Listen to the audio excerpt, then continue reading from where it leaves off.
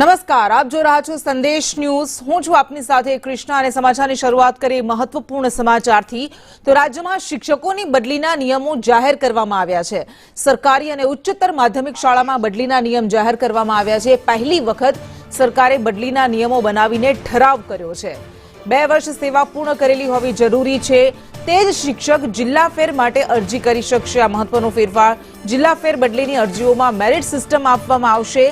40% વધુ દિવ્યાંગતા હોય તો તબીબનું પ્રમાણપત્ર જરૂરી છે। આ ઉપરાંત વિધવા, વિધુર અને પુનઃલગ્નના કેસમાં સ્વઘોષણાપત્ર જરૂરી છે, એફિડેવિટ જરૂરી છે।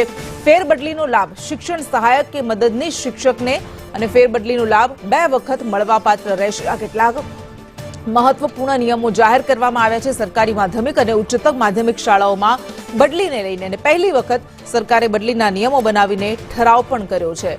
જે પ્રમાણે જે વ્યક્તિ 40% કરતા વધારે દિવ્યાંગ હોય તો એને તબીબનું પ્રમાણપત્ર રજૂ કરવાનું રહેશે। વધુ વિગત સાથે સંવાદદાતા હિરેન રાવલ જોડાઈ ગયા છે। જી, વધુ શું વિગત મળી રહી છે?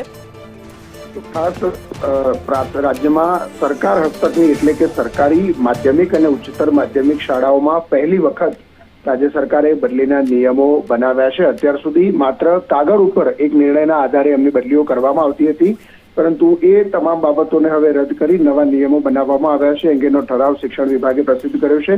સરકારી શાળાઓમાં જે શિક્ષકો અત્યારે કામ કરે છે એટલે કે શિક્ષણ સહાયક અને મદદનીશ ઓછામાં ઓછા 2 વર્ષની સેવા પૂર્ણ થઈ હશે તો એમને જિલ્લા ફેરની બદલી કરી શકાશે। એમાં અલગ અલગ જોગવાઈ મૂકવામાં આવી છે। મેરિટના આધારે બદલીઓ થશે।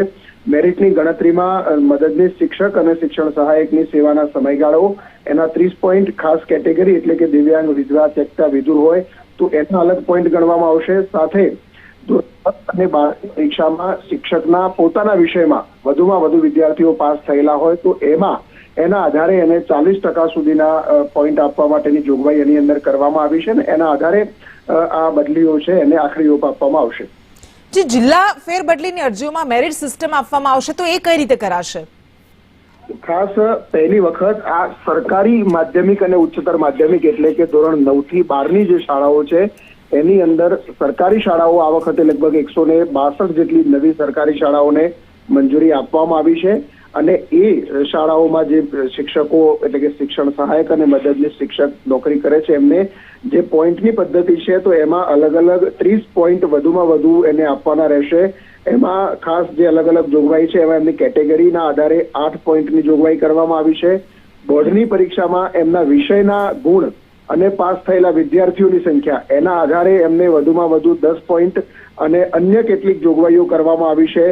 એ તમામ બાબતોને સાંકળી અને એમનું જે કામગીરી હશે, કામગીરીમાં એમનું પરફોર્મન્સ હશે, એ પરફોર્મન્સના આધારે મેરિટ નક્કી કરી અને એમની બદલીઓ કરવામાં આવશે। અચ્છા, આ જે 40% થી વધારે દિવ્યાંગતા હોય તો તબીબનું પ્રમાણપત્ર જરૂરી છે, આવશ્યક બનાવવામાં આવ્યું છે, તો શું પહેલા આ નિયમ નહોતો? પહેલા શું નિયમ હતો અને હવે શું ફેરફાર કરાયો છે? સરકારી માધ્યમિક શાળાઓમાં બદલીઓ માટેનો કોઈ પણ નિયમ અત્યાર સુધી અમલી નહોતો। માત્ર એક જૂના ઠરાવથી આ બદલીઓ કરવામાં આવતી હતી। તેના બદલે હવે બદલીના નિયમો બનાવવામાં આવ્યા છે। એક નિયમના બદલે અલગ અલગ જોગવાઈઓના આધારે નિયમો છે। આ દિવ્યાંગતાનો આધાર છે અને એને જિલ્લા ફેર કરવું છે તો 40% કરતા વધુ દિવ્યાંગતા હોવી જોઈએ। અત્યાર સુધી આ પ્રકારની એવી કોઈ સીધી જોગવાઈઓ નહોતી કે આ માત્ર હોવું જ જોઈએ। એમાં તમામ બાબતોને ધ્યાનમાં રાખી બદલી કરવામાં આવતી હતી, પરંતુ આમાં વિશેષ આ વખતે દિવ્યાંગતાના 40%નું વધુ પ્રમાણપત્ર હોવું જોઈએ। આ ઉપરાંત વિધવા, વિધુર, ત્યક્તા આવા પ્રકારના કેસો અથવા તો પુનઃલગ્ન હોય તો જે તે શિક્ષકે જાતે સ્વઘોષિત પ્રમાણપત્ર એની અંદર આપવાનું રહેશે, એ પ્રકારની જોગવાઈ છે। આ ઉપરાંત જિલ્લા બદલી કેમ્પમાં જેનો લાભ લેવાનો છે એવા શિક્ષકોએ વધુમાં વધુ 2 વખત જ આ પ્રકારની બદલીનો લાભ મળી શકે એ પ્રકારની જોગવાઈ કરવામાં આવી છે। સાથે દંપતીના કેસમાં, પતિ પત્નીના કેસમાં જિલ્લા ફેરની આમાં જોગવાઈ કરવામાં આવી છે। જો દંપતીના કિસ્સામાં કોઈ પણ એક વ્યક્તિ કરાર આધારિત એટલે કે આઉટસોર્સિંગ હશે તો એને આ લાભ બદલીનો દંપતીનો કેસનો લાભ નહીં મળે એની પણ સ્પષ્ટતા આ નિયમોમાં કરવામાં આવી છે। બિલકુલ, તમે જેમ કહ્યું કે પહેલી વખત આ નિયમો જાહેર કરવામાં આવ્યા છે, આ પહેલા એવા કોઈ સીધી રીતે નિયમો નહોતા, તો આ આટલો મોટો ફેરફાર કરવા પાછળનો ઉદ્દેશ શું છે? સ્વાભાવિક કારણ છે કે પહેલી વખત બજેટમાં ગયા શૈક્ષણિક વર્ષની અંદર સરકારે લગભગ 150 જેટલી સરકારી માધ્યમિક અને ઉચ્ચતર માધ્યમિક શાળાઓની નવી જોગવાઈ કરી છે। ખાસ એવા વિસ્તારો કે જે વિસ્તારોમાં ધોરણ 9 થી 12માં વિદ્યાર્થીઓ વધુ પૈસા આપી અને ખાનગી સ્કૂલમાં નથી ભણી શકતા એવા વિદ્યાર્થીઓ માટે સરકાર સામે ચાલીને સરકારી સ્કૂલો શરૂ કરી છે, જે અત્યાર સુધી આ પ્રકારની મોટી મંજૂરી લાંબા સમયથી આપવામાં નહોતી આવતી. હવેથી આ નવી શાળાઓ ચાલુ થઈ છે અને જૂના જે શિક્ષકો નોકરીમાં લાગેલા છે એવા શિક્ષકો આની અંદર જિલ્લા ફેરનો બદલી કેમ્પ થાય અને એમાં ફેરફાર થઈ અને પોતાના નજીકના જિલ્લામાં જઈ શકે. એ પાછળનું કારણ એક એ પણ છે કે નવી શિક્ષકોની જે ભરતી 24,000 શિક્ષકોની જાહેર થયેલી છે, એમાં ધોરણ 9 થી 12ના શિક્ષકોની ભરતી થાય એ પહેલા જૂના શિક્ષકો પોતાના જિલ્લાનો વતનનો લાભ ભરી શકે, પતિ પત્નીના લાભો મળે, એટલા માટે આ પહેલા બદલી કેમ્પ થશે ને ત્યાર પછી નવી ભરતીના જે શિક્ષકો છે એમને નિમણૂક આપવામાં આવશે.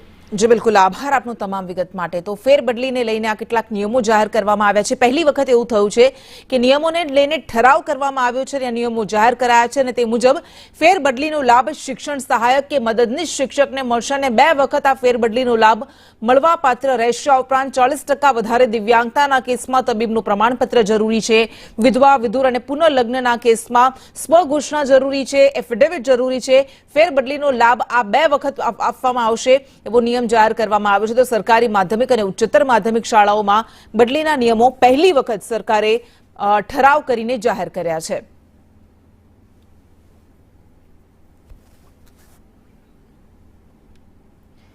તો સરકારી અને ઉચ્ચતર માધ્યમિક શાળામાં બદલીને લઈને જિલ્લા ફેર બદલીને લઈને પણ કેટલાક નિયમો જાહેર કરવામાં આવ્યા છે અને આ નિયમો પ્રમાણે 2 વર્ષ પૂર્ણ કરેલા હોવા જોઈએ. 2 વખત બદલીનો લાભ મળવાપાત્ર રહેશે. જિલ્લા ફેર બદલીની અરજીઓમાં મેરિટ સિસ્ટમ લાગુ કરવામાં આવશે. આ મહત્વપૂર્ણ બદલાવ કરવામાં આવ્યો છે. 40% કરતા વધારે કોઈ વ્યક્તિ દિવ્યાંગ હોય. આ પહેલા જેવી રીતે હમણાં સંવાદદાતા સાથે વાત થઈ કે સીધી રીતે કોઈ નિયમો લાગુ નહોતા કરવામાં આવ્યા, પરંતુ હવે આ નિયમોનું પાલન કરવામાં આવશે અને એના માટે ઠરાવ કરીને આ નિયમો જાહેર કરવામાં આવ્યા છે. દિવ્યાંગતાના કેસમાં તબીબનું પ્રમાણપત્ર પણ જરૂરી રહેશે અને વિધવા, વિધુર કે પુનઃલગ્નના કેસમાં એ સ્વઘોષણાપત્ર પણ મૂકવાનું રહેશે, જાહેર કરવાનું રહેશે.